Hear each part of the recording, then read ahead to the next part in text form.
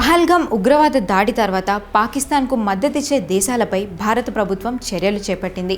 వీటిలో Turkey, Azerbaijan, బంగ్లాదేశ్లు కూడా ఉన్నాయి. ఇప్పుడు బంగ్లాదేశ్పై ఇండియా పెట్టిన రిస్ట్రిక్షన్స్తో ఒక్కసారిగా బంగ్లాదేశ్ $770 మిలియన్ నష్టపోతుందని తెలుస్తోంది. అది ఎలాగో ఇప్పుడు చూద్దాం.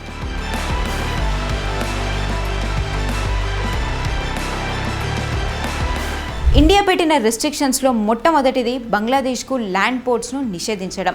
మే 17వ తేదీ నుండి బంగ్లాదేశ్ నుండి దిగుమతి చేసుకున్న అనేక వస్తువులను భారత పోర్ట్లో నిషేధించారు. మనం బంగ్లాదేశ్ నుండి రెడీమేడ్ వస్తువులు, ప్రాసెస్ చేసిన ఆహార పదార్థాలు, ప్లాస్టిక్ వస్తువులు, చెక్క వస్తువులు వంటివి ల్యాండ్ పోర్ట్ల ద్వారా ఇంపోర్ట్ చేసుకుంటూ ఉంటాం. ఇకపై రెడీమేడ్ వస్త్రాల దిగుమతులను కోల్కతా, మహారాష్ట్రలోని పోర్ట్స్ నుండి మాత్రమే దిగుమతి చేసుకోవాలని పేర్కొన్నారు.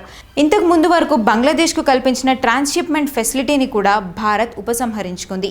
ఈ ట్రాన్స్షిప్మెంట్ ఫెసిలిటీ ద్వారా భారత్లోని ఎయిర్పోర్ట్స్ నుండి, షిప్పింగ్ యార్డ్స్ నుండి బంగ్లాదేశ్ ఇతర దేశాలకు ఎన్నో వస్తువులను పంపించేది.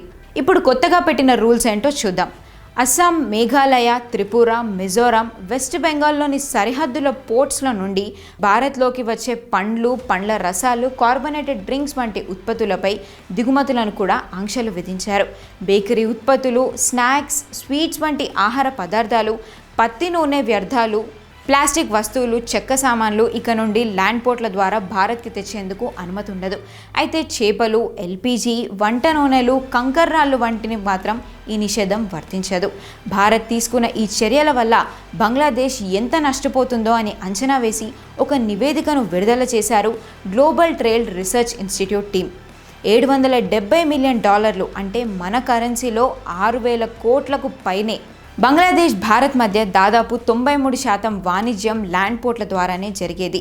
ఇప్పుడు ఆ ఛాన్స్ లేదు. ఆటోమేటిక్గా ఎగుమతులపై ఖర్చు అయితే పెరుగుతుంది. బంగ్లాదేశ్తో భారత్కు ముందు నుండే మంచి సంబంధాలు ఉండేవి. కానీ మొహమ్మద్ యూనుస్ బాధ్యతలు చేపట్టిన తర్వాత అవి దెబ్బతిన్నాయి. ఇక ఇప్పటి నుండి చూడాలి మరి బంగ్లాదేశ్కి, భారత్కి మధ్య సంబంధాలు ఎలా ఉంటాయో.